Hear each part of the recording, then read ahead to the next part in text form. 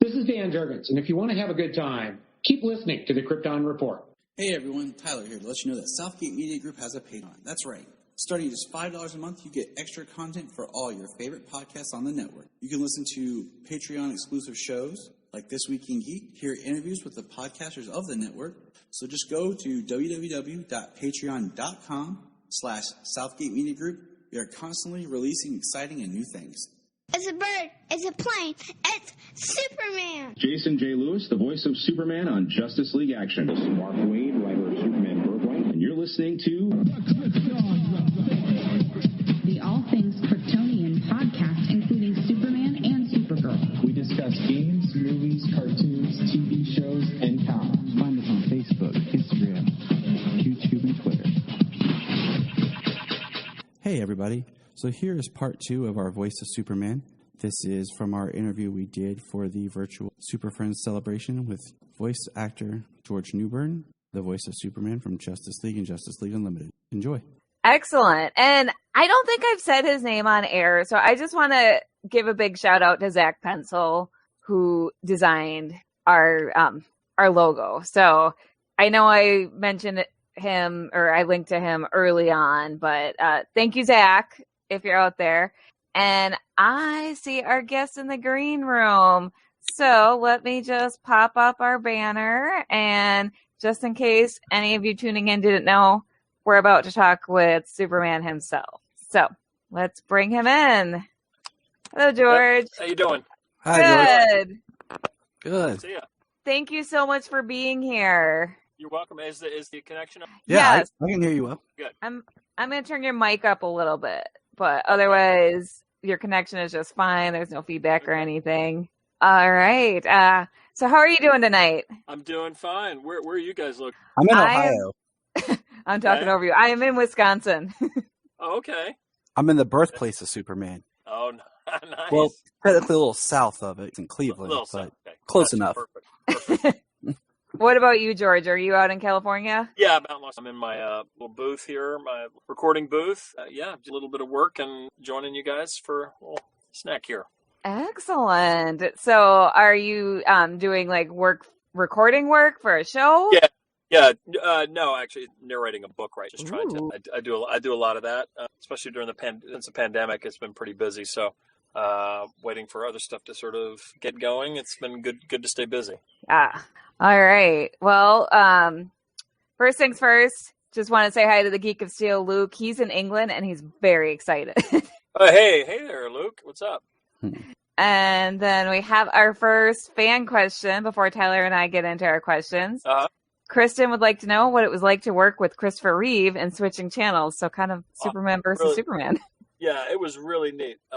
I did this movie when I first came to LA, and Superman, the live action movie, had just sort of, well, not just, but several years before, and I was a huge fan of his, and I got this part in this movie. It was a big deal with Kathleen Turner and Burt Reynolds, and it was going to be Michael Caine, but they couldn't do it, and then Burt Reynolds, blah, blah, blah. But Burt Reynolds was a huge movie star at the time, so it was really fun. But Chris Reeve, all my stuff was with Chris Reeve. And so I spent 2 months, hanging out in Toronto and Chicago and, going out to dinner and, hanging out. And it was just, surreal and really, really fun. But I didn't, at the time, you told me that I was going to voice Superman, that many years later, I'd have said, what? It was like foreshadowing. Yeah, exactly. That is pretty incredible. So yeah. How did you get the role of Superman in the Justice League animated series? Can you talk a little about that process? It was just an audition, like any other audition. It could have been it was just what was up that day, and you go to these, I don't count on getting any of them. So I didn't put much stock into it. I just went and did my thing and walked out the door. Got a call later that I'd gotten it, and so I was like, "Wow, okay, cool." But I didn't really understand. I'd known Tim Daly. I didn't even know I was replacing Daly. I was a little clueless as to what this was all about. Because the less I invest in these meetings, the better my mental health, because I just don't know the outcome. So I didn't know much about it. I just know, this is animated. This the part of Superman I thought it was a one-off, I 17 years later, I'm still, doing movies and games and conventions and still talking to people. It's just nuts. It's absolutely the longest sort of ongoing job I've had. And so oddly enough, I'd done Tim Daly about 4 or 5 years prior to that. And then I bumped into him on the set of Private Practice, I don't know, 6-7 years after that. And I said, "Hey, man, I'm so glad you weren't available." He said, "God, yeah, no, my God, I didn't keep going." So it's funny. It's funny. I've kind of known all this stuff, my live action. That is cool. Yeah. So. And I'm just going to show your Superman resume on screen. Yeah. Tyler made this graphic for us. Oh, cool. It's impressive. That's fun. Really fun. It's interesting just how many versions of the character you've got to play. And Yeah. going through this study, Kelly and I did a panel earlier. We talked about the different voice actors of Superman, and we talked just about like looking at your resume. I think you've done it more than anybody in various projects. I think I have sort of been sort of longest guy standing, in different video games, and then went off movies and then the series and then Justice League Unlimited, and then the convention. It's weird. And the whole convention thing has been a whole other life. But, for the pandemic, it was just starting to really get revved up, and I'll come back here again soon. But it's amazing. The whole other extension of not just me, but the other characters and all the other animated things, get to meet fans and whatnot. It's really been cool and fun to travel these different places. And we have a fan question here that we're going to kind of spin off of. Oops, here we go. It's it says, how was voicing Superman on the Batman different from Justice League Unlimited? And no different. With that in mind, I feel like other than Injustice Superman, did you kind of feel like you were voicing the same version of Superman, or were you adapting anything differently per project? Not really. The only difference in some of these jobs has been style, I guess. Excuse me. It's been style, and video game stuff is a little different. And the one-off movies, it's a little more, you take your time and you sort of land things a little differently. It's sort of a different energy level. The games are just different than all of it. It's much more hyped up and little bite-sized bits of energy. And, the longer, more narrative, a little more relaxed. I don't know, more realistic, if that sounds. Makes sense. And this actually spins into a question on our list, our personal list, is obviously Injustice was such a much darker take on the character. So, how did you approach this darker characterization, and was it kind of a fun challenge? Yeah, it always is. I've said we're good guys or the bad guys. It's really funny. Sort of late in my, sorry, I shouldn't say late in my career, but this latter part of my career, I get to play an assassin for 7 years on series on ABC. Ooh. He couldn't have been a worse guy. He dismembered people, and then, played ultimate good guys as Superman and Father of the Bride and other things like that. But so, doing the sort of injusticeness of it all, I guess it's fun to sort of kind of have for actors to play a little darker note. It's a little more interesting in some respects because we're not all one thing anyway. It would make us all really boring. I just sort of off the subject. I just saw this thing on Netflix by Bo Burnham. The YouTube guy called Inside. I don't know if you guys happen to see that. It's in my queue. Yeah. Well, I'm so blown away about this guy who I thought was this one thing, different aspects of somebody. He's like, wow, this guy is a fully complicated individual. And I think that's to be able to show yourself in those ways what you want to try to do. I don't know that I necessarily, but just that's to get to other parts of. So just want to show Luke showing his appreciation for how big a part of the Superman mythology you are. And thank you. I think he speaks for all of us. It's been an honor, I'll tell you.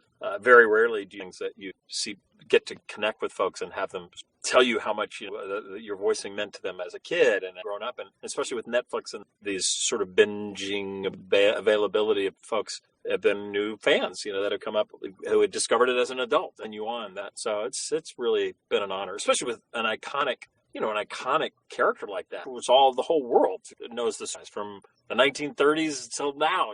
I just got lucky to fill his shoes limited amount of gas.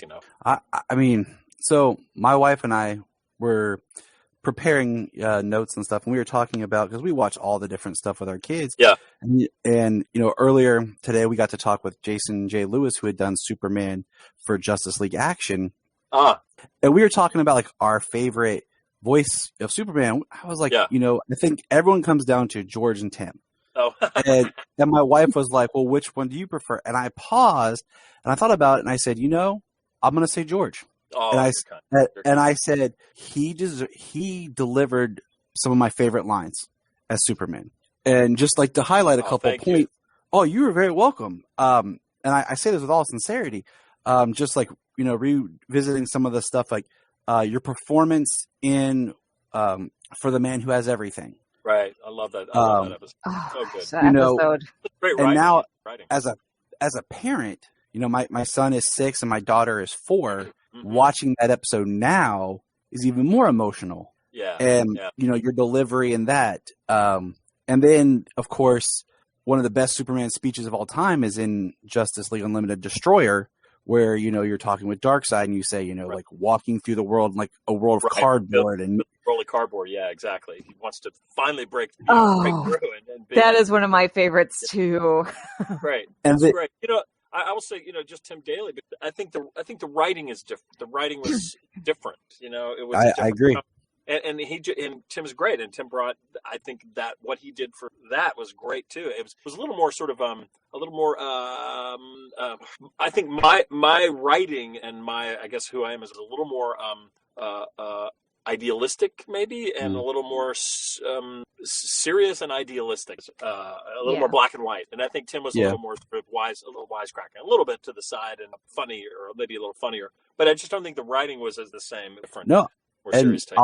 I'll use that to say, like, the other one that I pointed out was when you're portraying Clark Kent talking to Billy Batson and talking in the Superman Black Adam or Superman Shazam: The Return of Black Adam, when you're talking about being good. And you talk, and he's like, it's hard, it's difficult.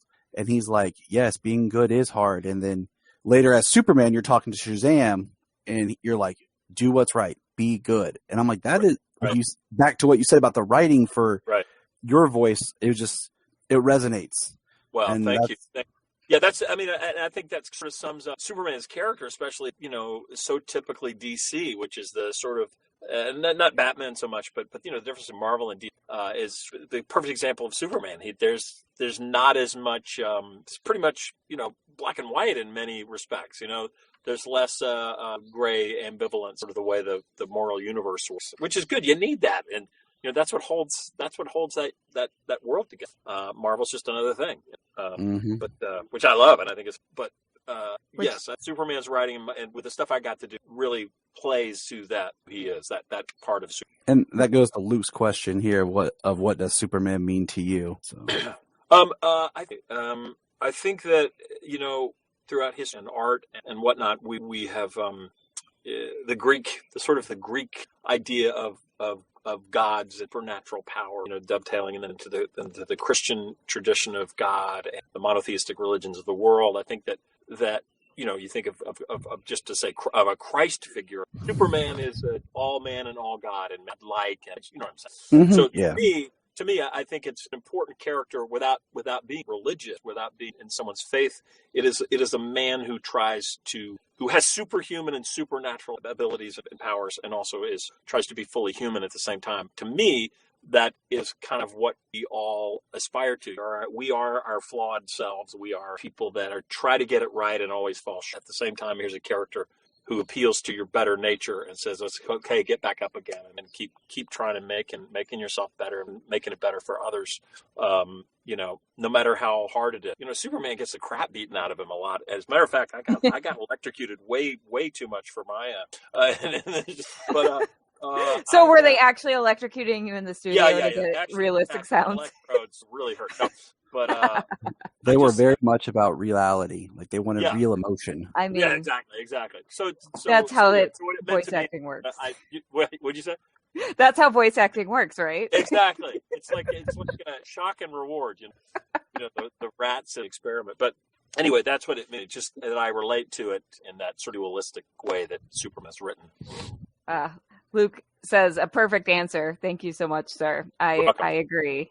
You're So before we do any more comment questions, I have my own question. So how did you prepare for the role of Superman? Did you read any comics or watch anything?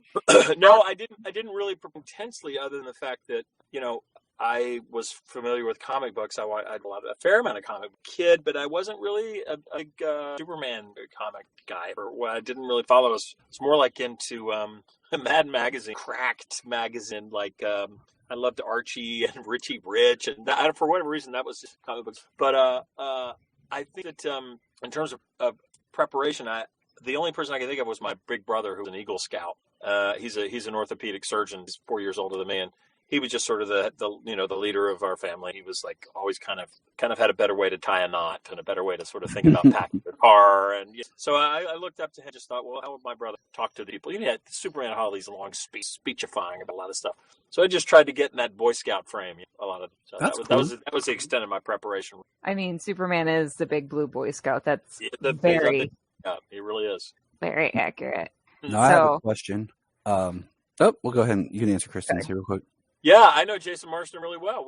He was Snapper Carr, the reporter Snapper Carr. And so I know Jason's a great guy. And Nashville now or something, Tennessee or something. But we worked together. I'm also going to show this little Texas Metropolis must be right. So. Yeah, right, exactly. Yeah, also, I think every Metropolis taxes are bad. Insurance rates. Of course. Like, no, you can't live there. It's too close to the Daily Planet. No, the liability alone is prohibitive. Okay, Tyler, go ahead with your question. No, this one kind of stems from conversations with my son earlier.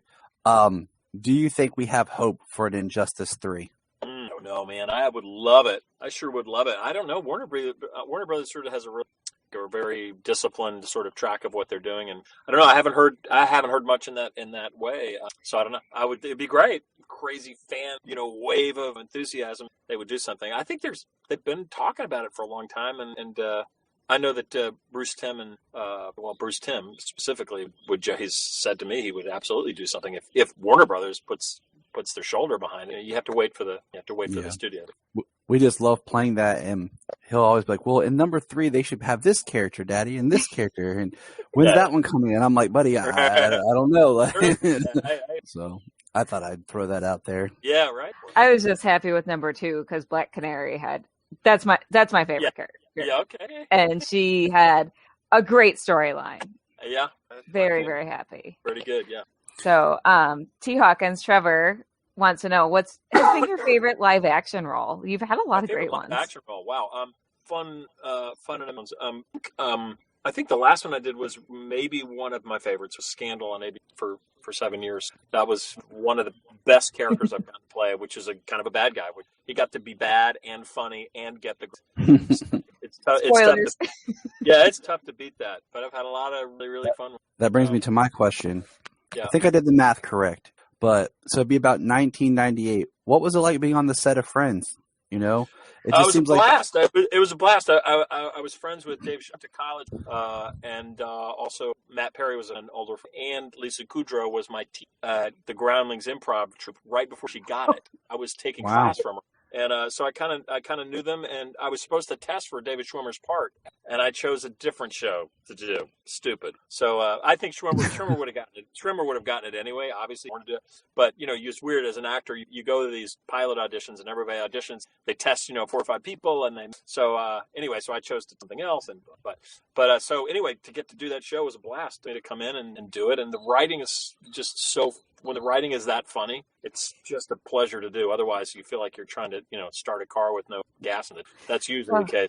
That's usually the case with sitcoms. It's terrible. But that was a great one. That was the first time that I put like the two pieces together when I was younger of the voice of Superman and your live action work. The Yeti. I was watching it, and I was like, wait a minute, I know that voice.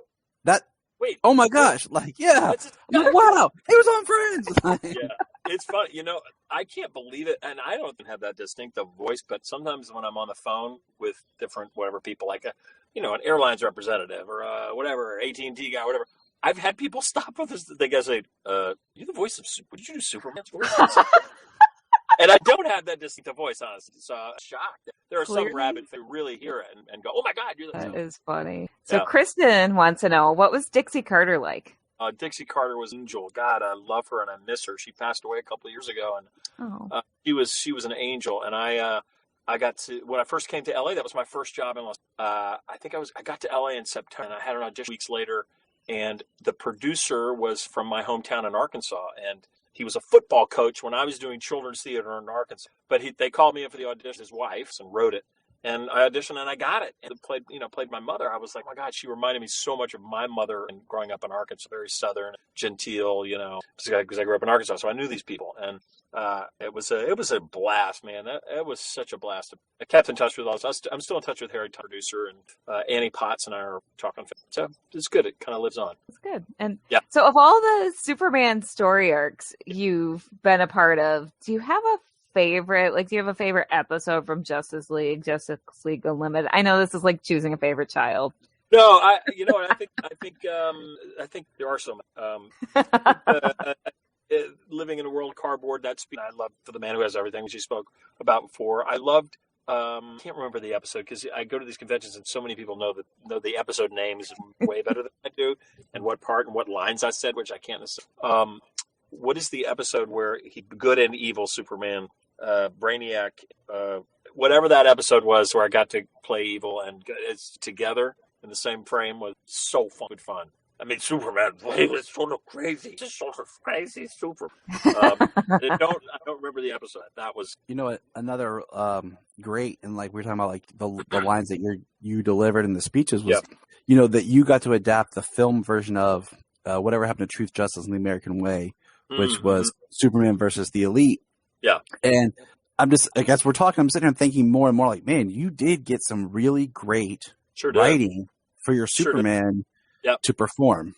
Yep. And that is, it's pretty impressive because, I mean, so fun. A lot of people never, like, with all the different people we've talked about today who have voiced Superman or the live action, like, you have probably the most iconic moments for the character.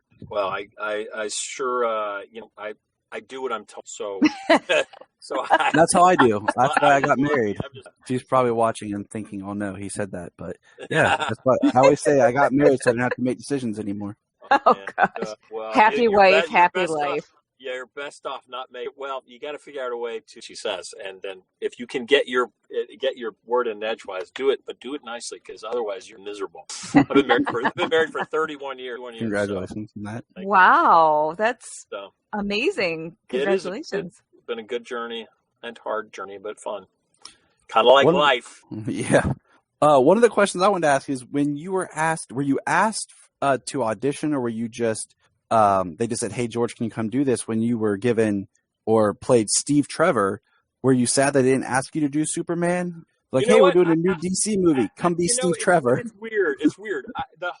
After I was doing a couple of games, they would do one-off movies, and they would have a different Superman, and whatever. And at first, I was like, Andrea, what do you mean it's a different Superman? Well, and then I just got philosophical. Like, you know what? It's okay. Everybody can do a little bit. I got to do my thing, and clearly, it's just I get to keep living.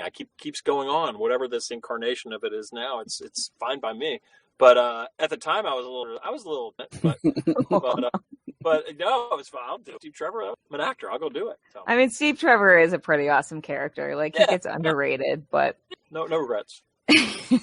All right. So how does the prep process differ between doing live action and voice acting? Well, I think it's still acting no matter what, and you have to prepare. Yes. But voice acting, you have to clearly, on camera, there's a lot that's portrayed by what is okay. So you have to the preparation, physicality of the character, and all of that. That's the main difference, because on the camera you're not seeing. If you don't see what's going on, whatever the animator did, they give a look. That's on the animator to do that. So your voice is you have to, I think, make more precise and dynamic choices with your voice acting, because you have less room to convey what you want. If you're on camera, you can do it vocally and physically. So there's and they can be doing two opposite things, and that's maybe a way of choice. With vocally, you've got one shot at one thing, and whatever the animator and the writer do to help you, good for them and good for you. But you don't. it's less control, I would. So preparation, not any less thorough. It's just you have less, so you have to be more surgical in your preparation for voice work. Does that make sense? Yeah, that totally makes sense. I mean, that, it's that's been the theme of the weekend. We had a panel with some of my friends who are voice actors, and you were the third celebrity voice actor on top of my friends. Yeah, it's been a voice acting weekend. Fun. Like you said, voice acting is acting, which I completely agree. Oh, yeah, for sure. Which has also been the theme of the weekend, accidentally. Well, no, if anybody says, I don't have a voice acting, it's like, great.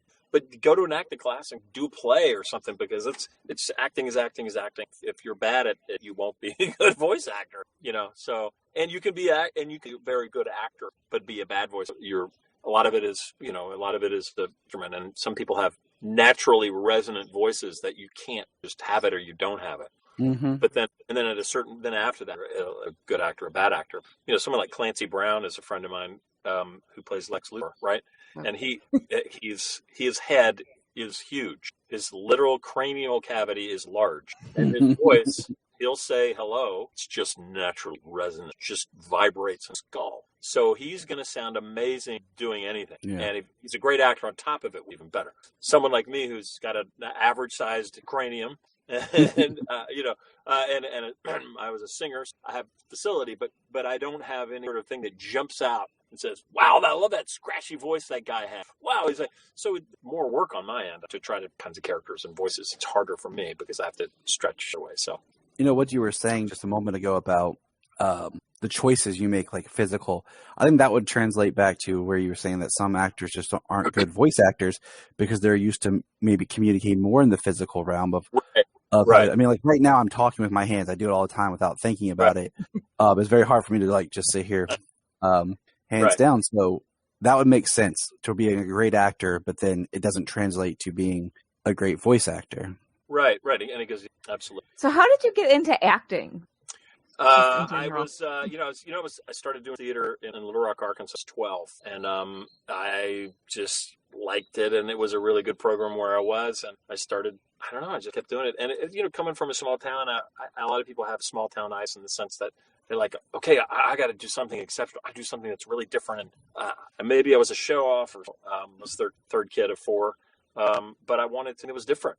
That theater was where it something felt magic and different about it, And I, as it turns out, I did have ability. It's not always the case, but I was a ballet dancer and a singer for a long time. That was my first. I did musical theater, so that was all I did until I was in college. Then I started branching out and doing other stuff. So I became an actor because, to me, it seemed like kind of a magic place, a different, dark world, a dark, quiet box where stuff happened was so cool. I don't know how to describe it. A great play or something is something like silvery, and there's something like kind of magical about the dark and the single spotlight on someone that you go, oh, there's something happening here. I guess you could analyze it. It's cavemen, around a fire or stories or whatever. But for me, being in Arkansas, and he felt different. I wasn't a regular. But who is? I'm normal, but I wasn't, or try to do something. You're among the freaks and geeks here. I don't think any of us were regular kids. Yeah, I was definitely not a regular. I listened, and I was in the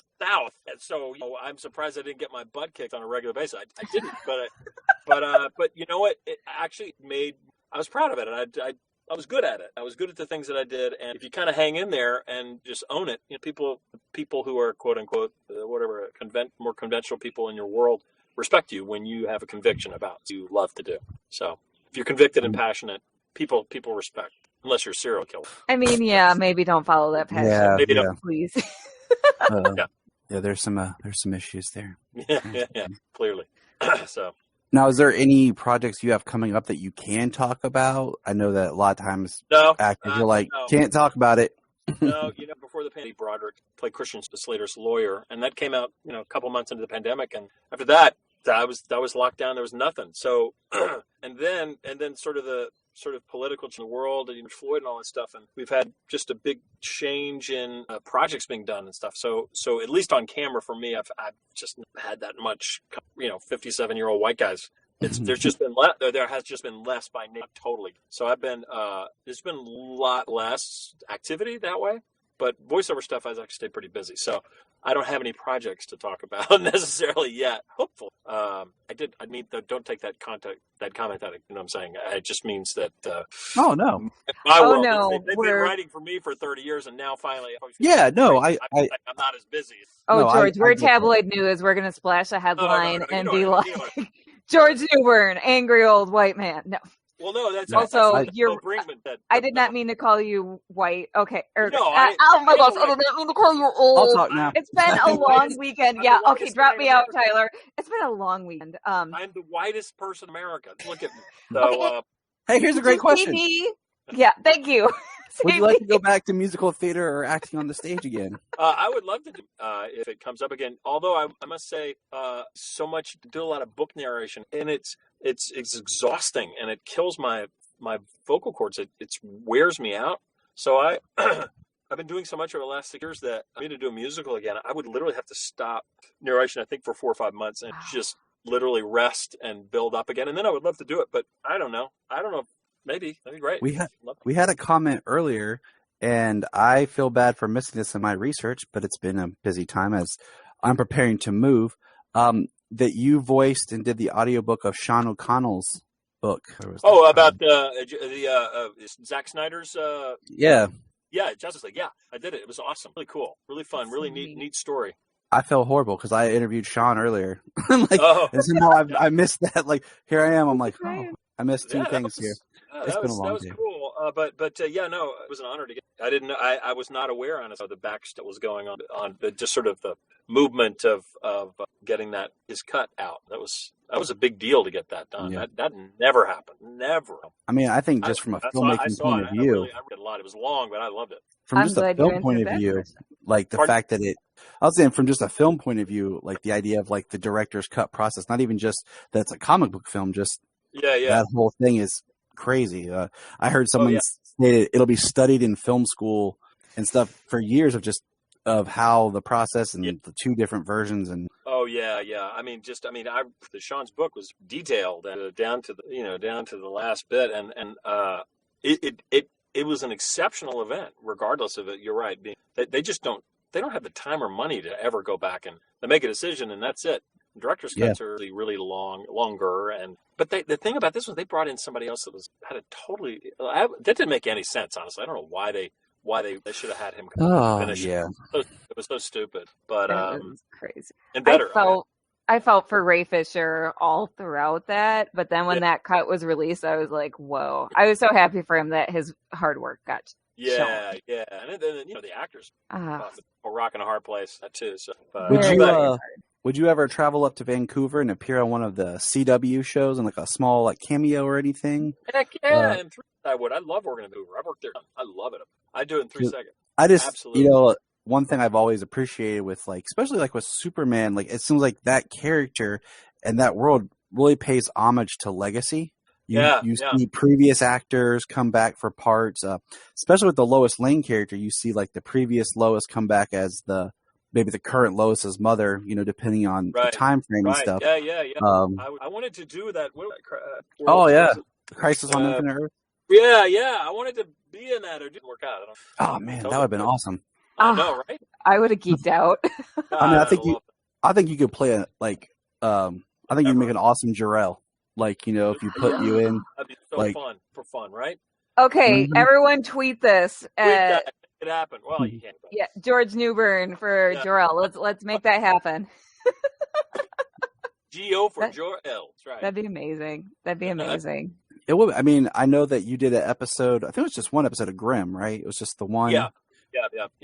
That was one of those shows. And what's funny about that show is the fact that the actor who plays the Grimm, I always say, man, he'd make a great Batman. I tell my wife all the time, when that show first started, and then he voiced Batman because for the longest time I was holding out he should be Batman on CW. Who was that?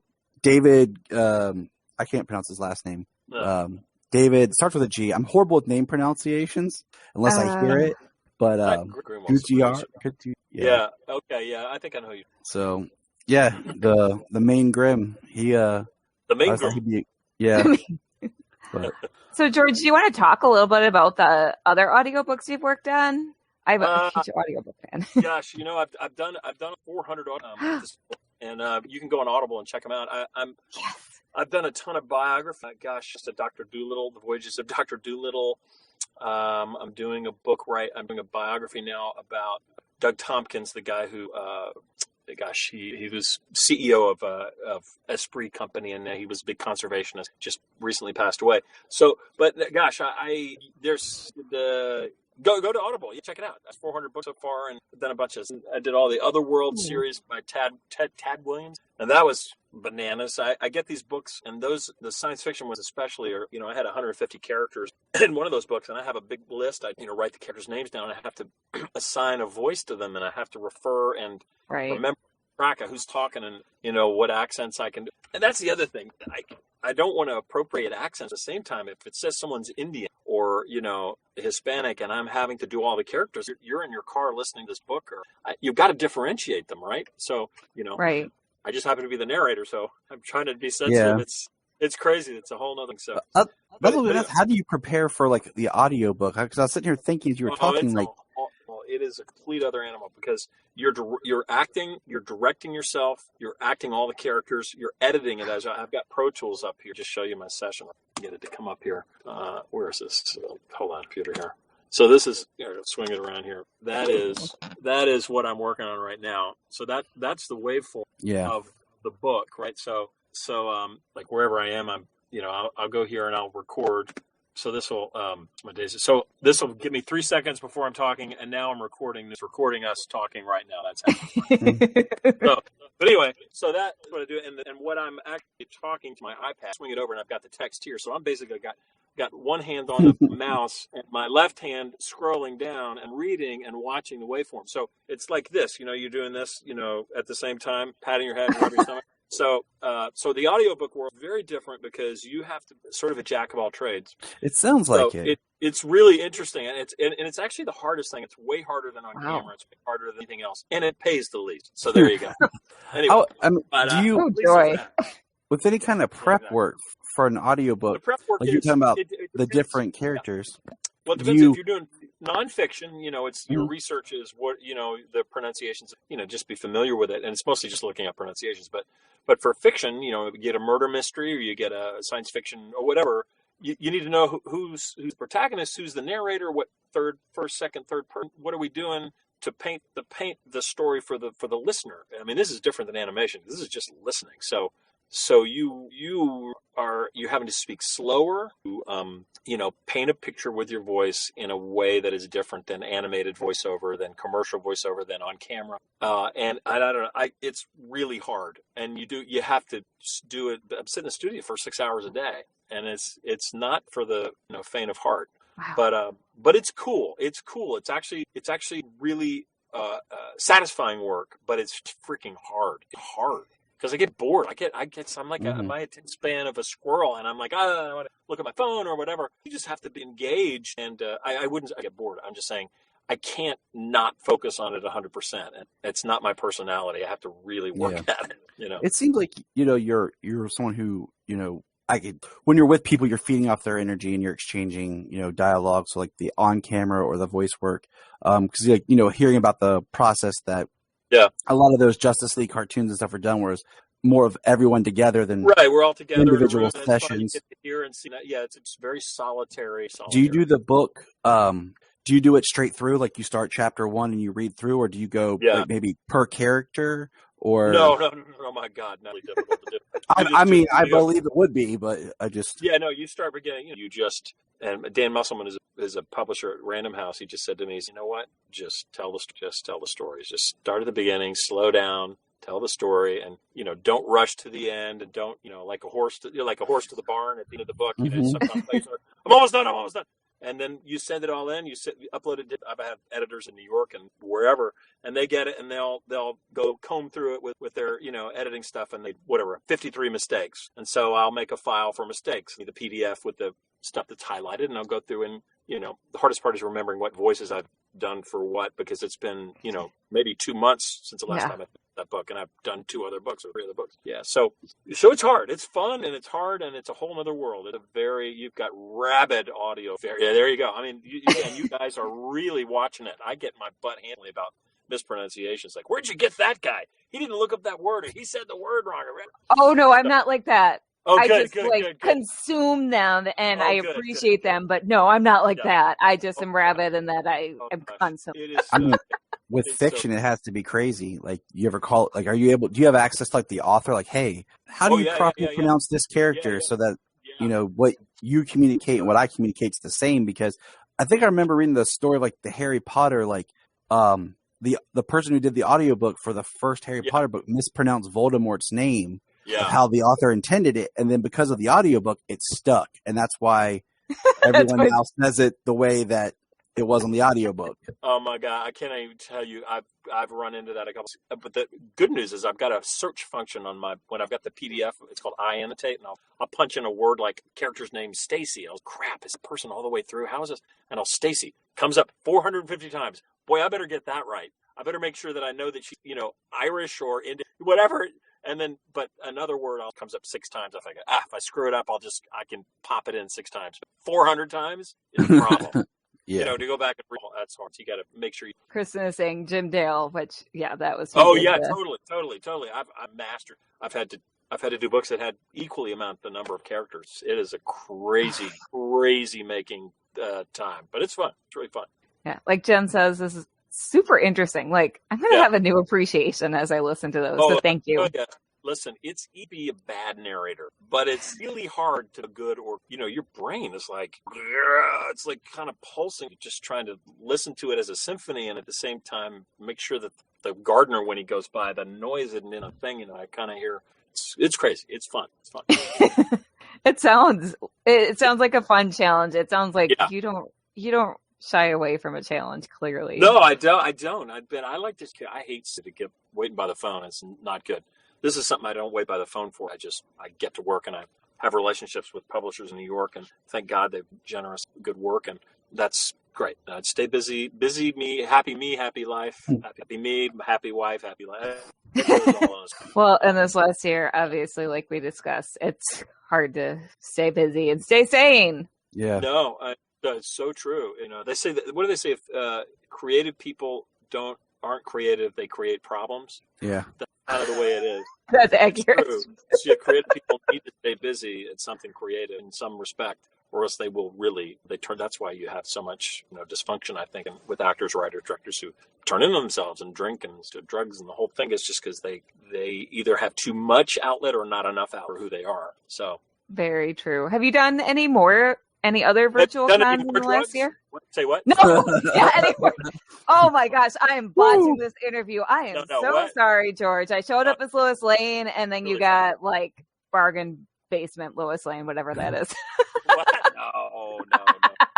Okay, have you done any other virtual conventions in the last year? A bunch to Galaxy. Gosh, I don't even know. I don't know. GalaxyCon, I guess, just done a bunch. I don't know if they were specifically a certain city or not. I don't even know. I've done a ton.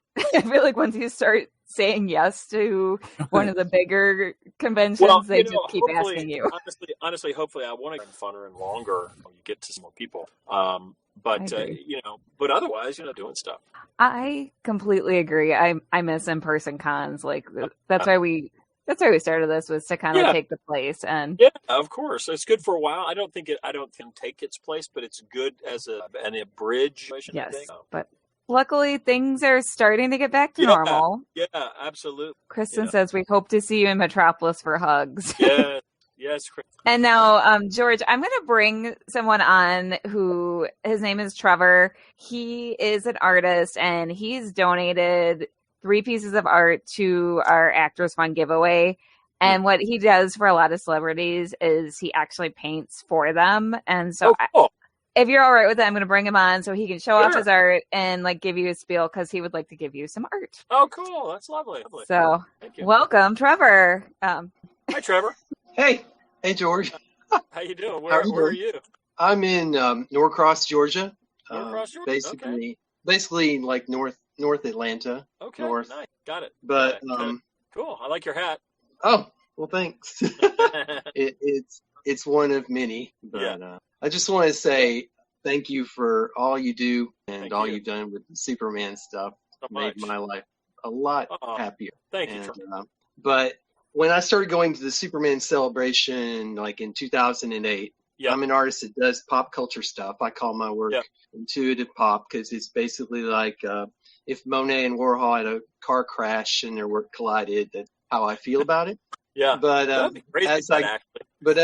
well, you can be the judge in a second. But I usually, when I meet celebrity, I just decide to say thank you. I do 2 paintings, and usually I would do one in an arena that they do well, that they're known for, and then usually I might dig something obscure.